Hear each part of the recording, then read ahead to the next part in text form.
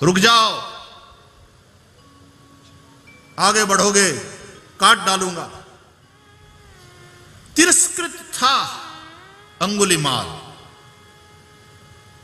भय था अंगुलीमाल का समाज में। और गौतम बुद्ध जा रहे हैं उस जंगल से जिसमें अंगुलीमाल रहता था, हजारों लोगों की हत्या कर चुका था, अपनी मां को भी ना छोड़े इतना भयंकर हत्यारा अंगुलीमाल। और फिर जिनकी हत्या करी है उनकी उंगली काट काट करके उसकी माला बनाकर पहनता था। बुद्ध जाने लगे तो लोगों ने रोका कि वहां मत जाओ, इस जंगल में अंगुलीमाल रहता, किसी को छोड़ता नहीं। भय, तिरस्कार। भगवान बुद्ध में न भय है न तिरस्कार की कोई बात। तो गौतम बुद्ध ने कहा कि अब तो जरूर जाऊंगा। यदि ऐसा तुम नहीं कहते, हो सकता था तब जाने से कार्यक्रम रद्द कर देता जाने का, लेकिन अब तुमने कहा है, अब तो जरूर जाना पड़ेगा। और जब बुद्ध गए और अंगुलीमाल ने देखा कि कौन आदमी है इस जंगल में मेरे भय के कारण कोई आने की हिम्मत नहीं करता, मेरी सगी मां मेरे पास आने से डरती,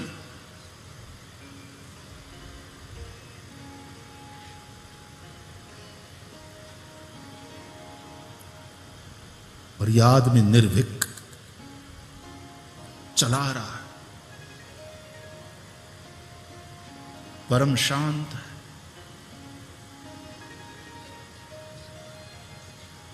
अजात शत्रवः शांताः साधवः साधुभूषणाः मयि अनन्य भावेन भक्तिं कुर्वन्ति ये दृढ़ां मत्कृते त्यक्त कर्माणः त्यक्त स्वजन बांधवाः। भगवान कपिल जो मां देवहूति को साधु के लक्षण बता रहे हैं। शांताः, प्रतिकूलता में भी जो न उग्र होता है न व्यग्र होता है वह शांत कहा जाता है।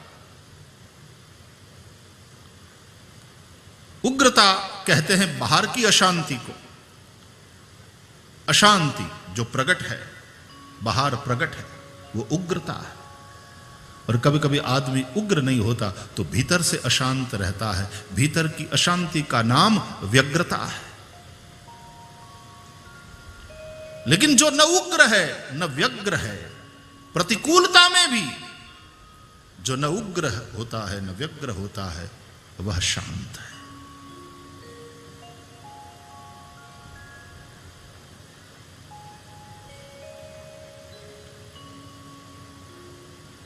सुदाम देव को तो भागवत में प्रशांतात्मा जितेंद्रिय कहा। प्रशांत,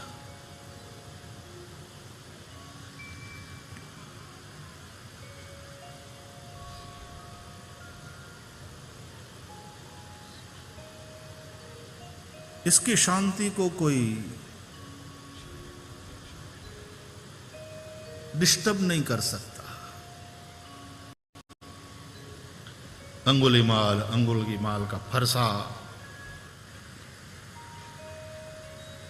कुछ गौतम बुद्ध को डरा नहीं सके।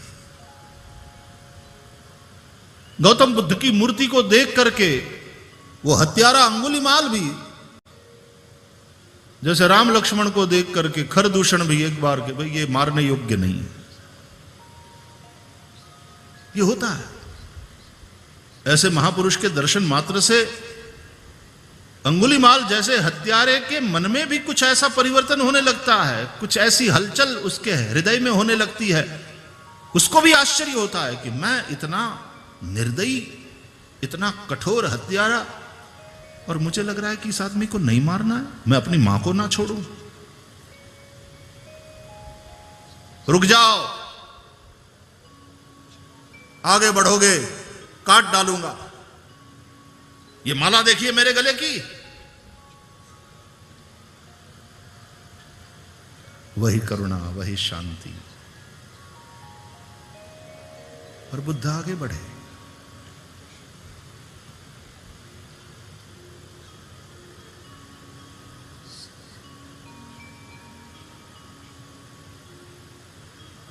ये क्रोध कमजोरी है।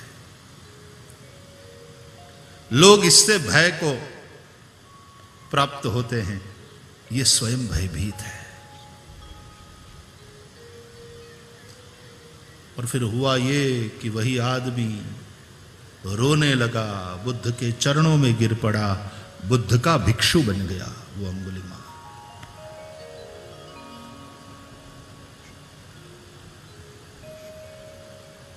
साधु पारस परस कुधात सुहाई।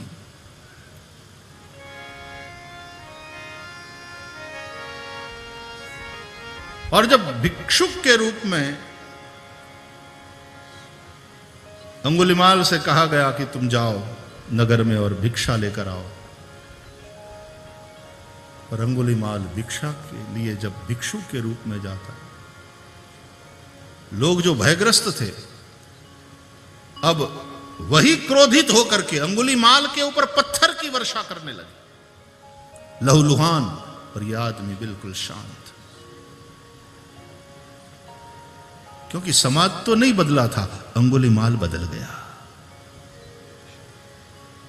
जो भयभीत थे अब उन्होंने गुस्सा किया, क्रोध किया, अंगुलिमाल पर पत्थर की वर्षा करी।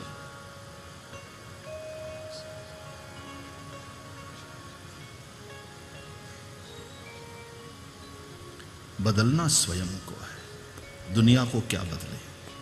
सुधारना स्वयं को है, औरों को क्या सुधारे। बुरा देखन मैं चला, बुरा न मिलिया कोई, अंतर खोजा अपना मुझसे बुरा न कोई। तो जीवन आनंद है, जीवन उत्साह है। श्री कृष्ण ने यह समझाया। क्या कम आपदाएं आई है?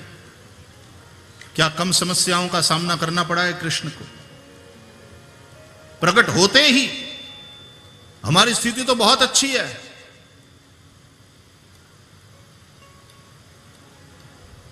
यहां प्रकट होते ही भागना पड़ा।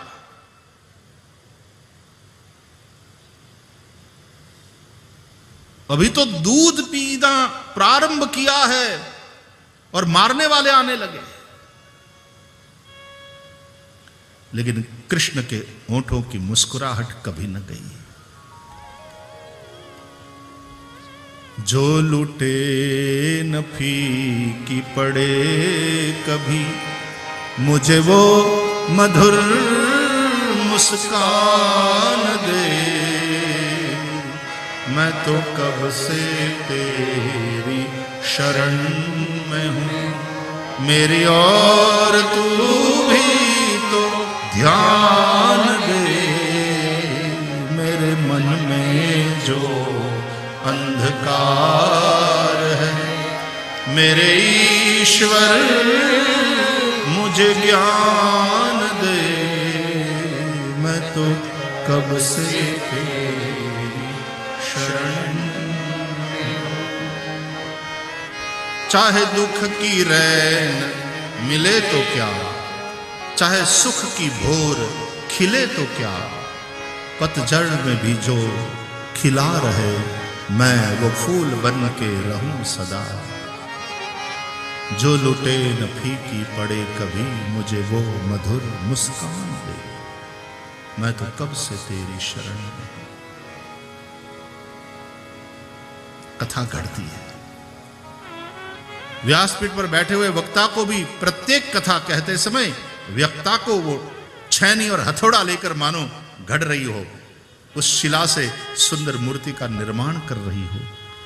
कथा जैसा शिल्पकार और कौन है?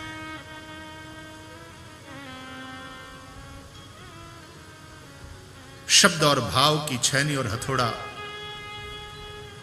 एक नई मूर्त को तैयार करते हैं कथा के माध्यम से।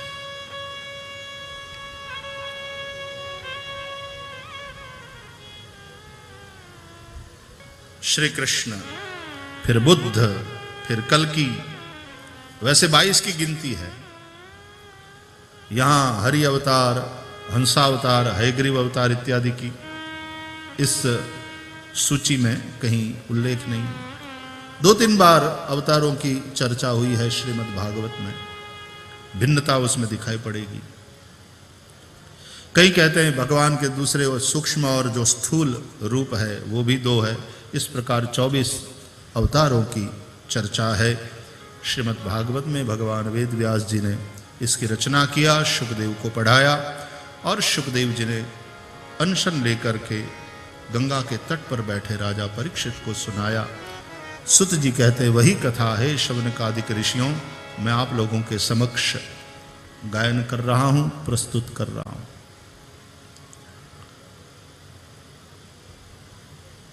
कब रचना हुई भागवत की, कहां, क्यों, किस प्रयोजन से, आदि आदि प्रश्न पूछे गए हैं। तस्य पुत्रो महायोगी, और वे ब्रह्मद्रष्टा ब्रह्मज्ञानी होते हुए भी उनको कुछ सीखने की क्या जरूरत पड़ गई। और चक्रवर्ती सम्राट परीक्षित को ऐसी क्या नौबत आ गई कि सत्ता छोड़कर अनशन व्रत लेकर के गंगा तट पर कथा श्रवण हेतु बैठना पड़ा। ये सारी बातें जो पूछी गई उसके उत्तर में श्री सुत जी आगे वाली कथा सुनाते हैं, लेकिन वो फिर कल चर्चा करेंगे। समय हो रहा है, आज कथा को यहाँ विश्राम दें। वैसे तो कल कृष्ण जन्म की बात है, आप कहें तो हो भी जाएगा। यहां बैठने के बाद ठाकुर जी भी व्यासपीठ की आज्ञा में तो रहते हैं, तो जैसी आज्ञा हो, भगवान तो भक्ताधीन हैं। तो कल करना हो तो कल समास पद्धति से, और चिंतन तो चिंतन है, वो तो चलता ही रहेगा। तो आइए आज की कथा को विराम दें। उसके पहले हरि नारायण गोविंदा,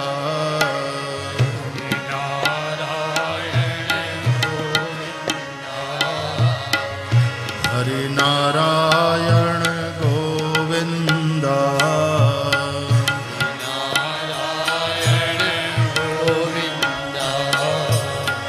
प्रभु नारायण गोविंदा, प्रभु नारायण गोविंदा, प्रभु नारायण गोविंदा, प्रभु नारायण गोविंदा, हरि नारायण गोविंदा, हरि नारायण गोविंदा, हरि नारायण गोविंदा, हरि नारायण गोविंदा, जग नारायण गोविंदा, जग नारायण गोविंदा, गोविंदा गोविंदा, गोविंदा गोविंदा, गोविंदा गोविंदा, गोविंदा गोविंदा, हरि नारायण गोविंदा, हरि नारायण गोविंदा, हरि नारायण गोविंदा, हरि नारायण गोविंदा,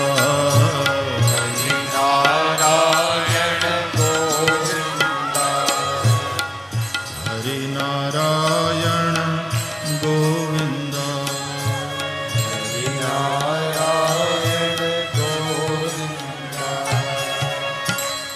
दृढ़ चरणन केरो भरोसो, दृढ़ चरणन केरो, श्री वल्लभ नख चंद्र छटा बिन सब जग माही अंधेरो,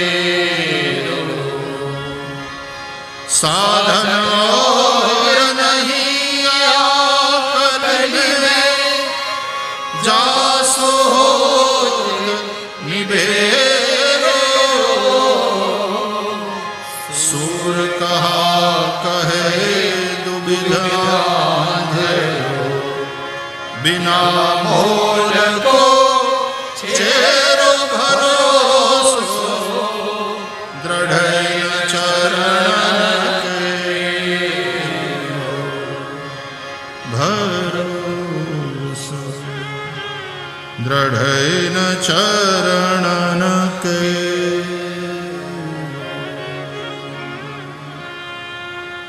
श्री द्वारिकाधीश की जय, श्री गोवर्धननाथ की जय, श्री गिरिराज धरण की जय, श्री बालकृष्ण लाल की जय, सद्गुरु भगवान की जय। ओ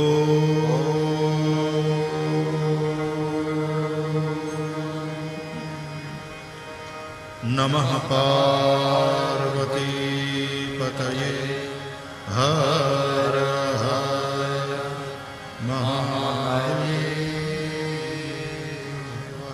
जय जय